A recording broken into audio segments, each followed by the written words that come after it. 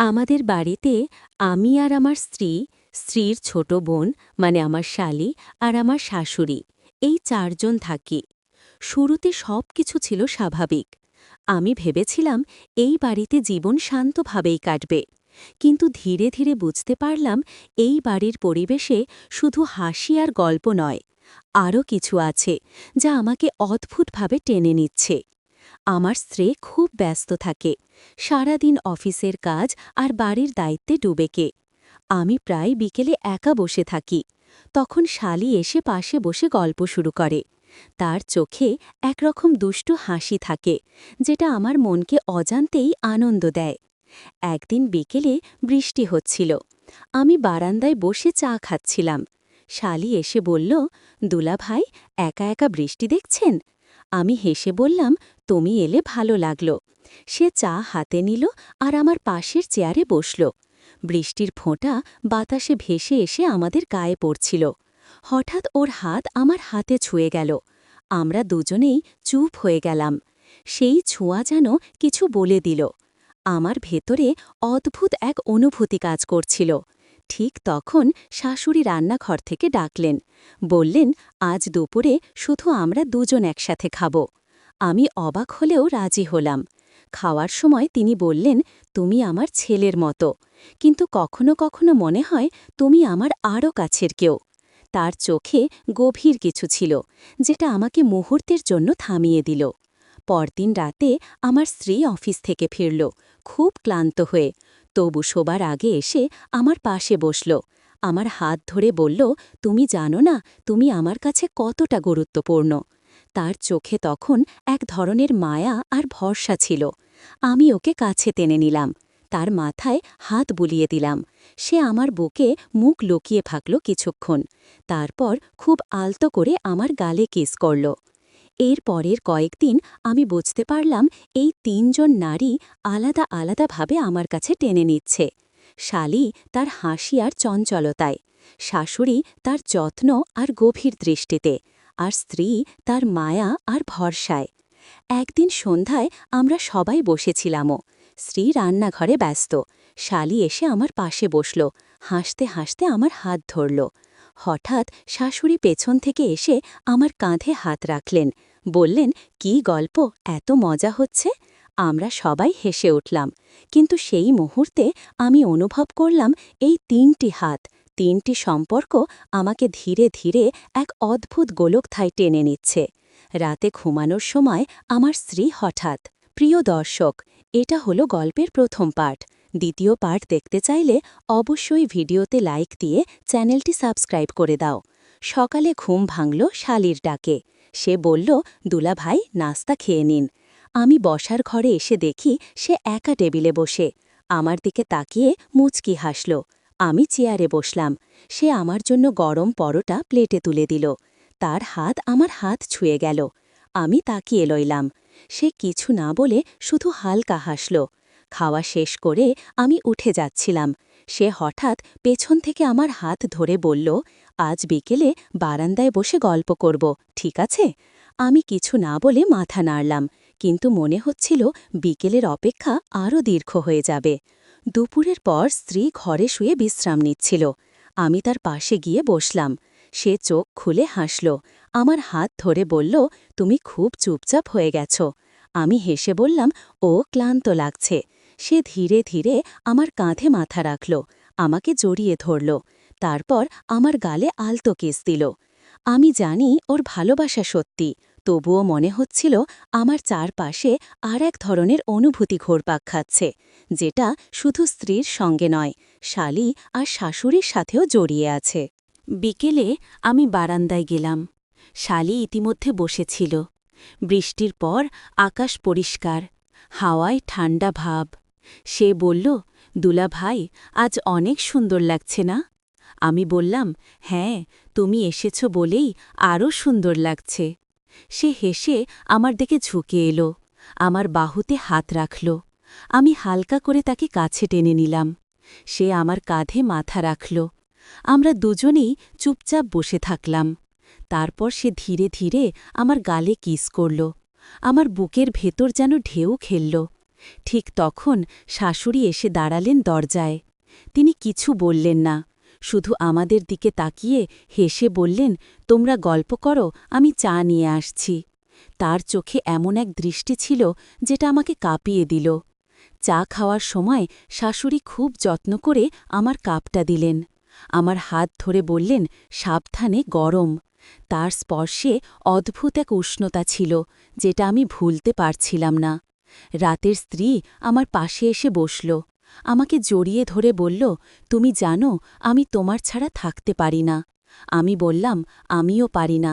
সে আমার ঠোঁটে আলতো কিস দিল, তারপর বলল, আমাদের সম্পর্ক যেন সবসময় এমন থাকে। কিন্তু আমি জানতাম ভেতরে ভেতরে সবকিছু বদলে যাচ্ছে। এখন শুধু স্ত্রী নয়, শালী আর শাশুড়িও আমার জীবনের এক অদ্ভুত টানে জড়িয়ে যাচ্ছে। আমার মনে হচ্ছিল আগামী দিনে এই টান আরও বাড়বে, আর তার শেষ কোথায় হবে আমি জানি না। সকালে আমি ঘুম থেকে উঠেই দেখি শালী বসার ঘরে কাপড় ভাঁজ করছে। আমাকে দেখে হেসে বলল, দুলাভাই, আজ আপনার জন্য চা বানিয়ে দেব। আমি রাজি হলাম। সে রান্নাঘরে গেল আর আমি টেবিলে বসলাম। কিছুক্ষণ পর সে চা নিয়ে এলো। আমার সামনে কাপ রাখার সময় ওর হাত আমার হাতে লাগল। আমরা দুজনেই কিছু বললাম না, শুধু চোখে চোখ রেখে হেসে উঠলাম। চা খেতে খেতে সে বলল, আপনি জানেন আমি আপনার সাথে গল্প করতে খুব ভালোবাসি। আমি বললাম, আমিও। তখন সে আলতো করে আমার কাঁধে মাথা রাখল। আমার বুকের ভেতর আবার সেই অদ্ভুত ঢেউ খেলল। দুপুরের শাশুড়ি আমাকে ডাকলেন, বললেন, আমার সাথে একটু বাজারে যেতে হবে। আমরা রিকশায় পাশাপাশি বসলাম। বাজারের ভিড় আর গরমের মধ্যে তিনি মাঝে মাঝে আমার হাত ধরছিলেন, যেন হারিয়ে না যান। কিন্তু সেই স্পর্শে এমন এক উষ্ণতে ছিল যা আমি বুঝে ফেলছিলাম। বাজার থেকে ফিরে তিনি রান্নাঘরে দাঁড়িয়ে আমার দিকে তাকিয়ে বললেন, তুমি না থাকলে আমি অনেক কাজ একা সামলাতে পারতাম না। তারপর এগিয়ে এসে আমার গালে হালকা কিস দিলেন। আমি কিছু বললাম না, শুধু অবাক হয়ে তাকিয়ে রইলাম। বিকেলে স্ত্রী অফিস থেকে ফেরার পর বলল, আজ আমাকে কোথাও নিয়ে যাবে। আমি রাজি হলাম। আমরা দুজন হাঁটতে হাঁটতে নদীর ধারে গেলাম। সে আমার হাত ধরে হাঁটছিল। হঠাৎ থেমে আমার বুকে মুখ লুকিয়ে বলল, তুমি আমার সব কিছু। তারপর ধীরে ধীরে ঠোঁটে কিস দিল।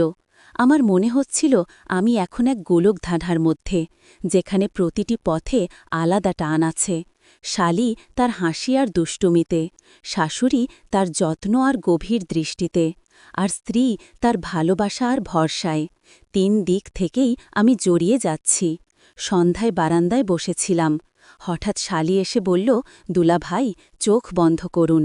আমি চোখ বন্ধ করতেই সে আমার কপালে কিস করল। তারপর হেসে বলল, আপনি খুব ভালো মানুষ। আমি তার চোখের দিকে তাকিয়ে শুধু হাসলাম। ঠিক তখনই শাশুড়ি এসে দাঁড়ালেন।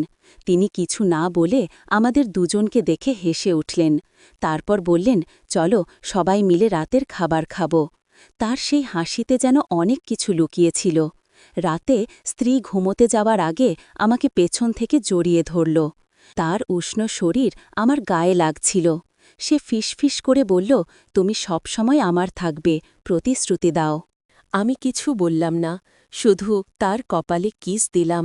কিন্তু আমার ভেতরে চলছিল এক অদ্ভুত টানাপোড়েন। আমি জানতাম সামনে আরও বড় কিছু ঘটতে যাচ্ছে। যাই 3 জন। আমি বারান্দায় বসে চা খাচ্ছিলাম। হঠাৎ শালী এসে বলল, দুলাভাই, আজ রোদটা খুব সুন্দর লাগছে। আমি বললাম, হ্যাঁ, আর তোমার মুখেও যেন সেই আলো পড়েছে। সে হেসে আমার পাশে বসল। চায়ের কাপে হাত বাড়াতে গিয়ে তার আঙুল আমার আঙুলে ছুঁয়ে গেল। আমরা কিছুক্ষণ চুপচাপ বসেছিলাম। তারপর সে ধীরে ধীরে আমার দিকে ঝুঁকে আমার কাঁধে মাথা রাখল। তার চুলের গন্ধ যেন পুরো মন ভরে দিল। আমি আলতো করে তার কাঁধে হাত রাখলাম। সে ফিসফিস করে বলল, আপনি জানেন আমি আপনাকে অনেক পছন্দ করি। আমার বুকের ভেতর কেমন যেন গরম হয়ে উঠল। ঠিক তখনই শাশুড়ির ডাক শোনা গেল। আমি উঠে বসার ঘরে গেলাম। তিনি আমাকে বললেন বাজারে নিয়ে যেতে। আমরা রিকশায় পাশাপাশি বসলাম। হাওয়া বইছিল। তিনি মাঝে মাঝে আমার দিকে তাকিয়ে হাসছিলেন। বাজারে পৌঁছে তিনি আমার হাত ধরে বললেন, ভিড়ে হারিয়ে যাবেন না। তার হাতের উষ্ণতা যেন মন কাঁপিয়ে দিল। বাজার শেষে ফেরার পথে তিনি বললেন, তুমি না থাকলে আমি অনেক কাজ সামলাতে পারতাম না। তারপর বাড়িতে ফিরে রান্নাঘরে দাঁড়িয়ে আমার দিকে ঝুঁকে আমার গালে আলতো কেস দিলেন। আমার বুকের ভেতরে অদ্ভুত এক স্পন্দন তৈরি হল। তার চোখে এমন এক দৃষ্টি ছিল যা আমি ভুলতে পারছিলাম না। দুপুরে স্ত্রী ফিরে এলো। সে কিছুটা ক্লান্ত ছিল। আমি তার জন্য ঠান্ডা পানি নিয়ে গেলাম। সে বসে আমার হাত ধরে বলল, তুমি ছাড়া আমি কিছুই করতে পারি না। তারপর আমাকে জড়িয়ে ধরে ঠোঁটে নরম কিস দিল। তার উষ্ণতা আমার গায়ে ছড়িয়ে পড়ছিল। বিকেলে আমি একা বসেছিলাম। শালি এসে বলল, চলেন ছাদে যাই। আমরা ছাদে গিয়ে আকাশ দেখছিলাম। সে হঠাৎ আমার হাত ধরে বলল, আপনি যদি আমার দুলাভাই না হতেন তাহলে হয়তো আমি আপনাকে ভালোবাসতাম। আমি চুপচাপ তার হাত শক্ত করে ধরলাম। সে আমার বুকে মাথা রেখে দাঁড়িয়ে রইল। তারপর আমার গালে হালকা কিস দিল। ঠিক তখন নিচ থেকে শাশুড়ির ডাক এলো। আমরা নেমে এলামও। তিনি বললেন, রাতের খাবার আমরা সবাই একসাথে খাব। খাওয়ার সময় তিনজনই আমার দিকে আলাদা আলাদাভাবে তাকাচ্ছিল। আমার মনে হচ্ছিল আমি একসাথে তিনটি জগতে আটকে আছি। রাতের খাবারের পর স্ত্রী বলল, আজ তুমি আমার সাথে বারান্দায় বসবে। আমরা বসে চাঁদের আলো দেখছিলাম। সে আমার কাঁধে মাথা রাখল। তারপর আমার কানে ফিসফিস করে বলল, তুমি শুধু আমার। বললাম, হ্যাঁ, কিন্তু মনে মনে জানতাম এই কথাটা পুরো সত্য নয়।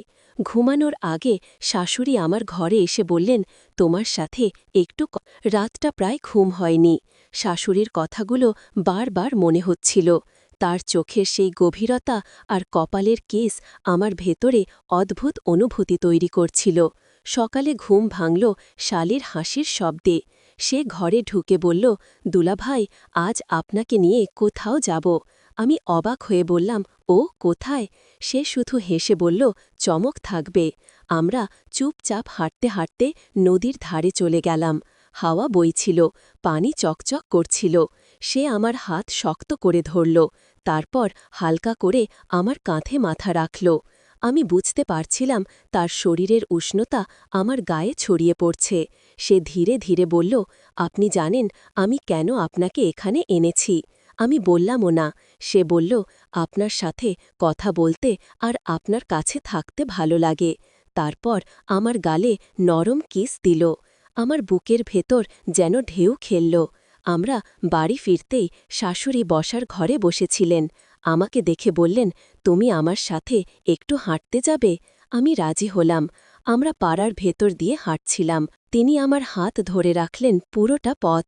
হঠাৎ একসময় থেমে আমার দিকে তাকিয়ে বললেন, তুমি আমার জন্য অন্য রকম। তারপর আমার কপালে কিস দিলেন। আমি কিছু বললামও না, শুধু চুপচাপ তার দিকে তাকিয়ে রইলামও। বিকেলে স্ত্রী ফিরল। তার হাতে কিছু মিষ্টি ছিল। সে বলল, আজ আমার প্রমোশন হয়েছে। আমরা সবাই মিলে খেতে বসলাম। খাওয়ার পর সে আমার হাত ধরে নিজের ঘরে নিয়ে গেল। দরজা বন্ধ করে বলল, তুমি জানো, আমি শুধু তোমাকেই চাই। তারপর আমার বুকে মুখ লুকিয়ে জড়িয়ে ধরল। আমার ঠোঁটে নরম কিস দিল। তার চোখে ছিল খুশি আর গভীর ভালোবাসা। আমি বুঝতে পারছিলাম, আজ একদিনে তিনজনই আলাদা আলাদাভাবে আমাকে কাছে টেনে নিয়েছে।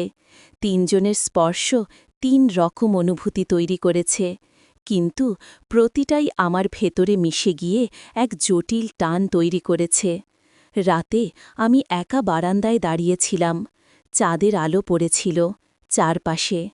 হঠাৎ শালি এসে দাঁড়াল। তারপর শাশুড়ি এলেন। পেছন থেকে স্ত্রীও চলে এলো। তিনজনই আমার চারপাশে দাঁড়িয়ে তিনজনে হাসছে, কিন্তু সেই হাসিতে যেন লুকানো ছিল এক অদ্ভুত প্রতিযোগিতা। শালি এগিয়ে এসে আমার হাত ধরল। শাশুড়ি আমার কাঁধে হাত রাখলেন। স্ত্রী আমার পাশে দাঁড়িয়ে মাথা ঠেকিয়ে দিল। আমার মনে হচ্ছিল আমি এক চতুর্ভুজ প্রেমের মধ্যে আটকে গেছি, যেখান থেকে বের হওয়া আর সম্ভব নয়। আমি জানতাম আগামী দিনের প্রতিটি মুহূর্ত আরও তীব্র হবে আর হয়তো একদিন এই টান আমাদের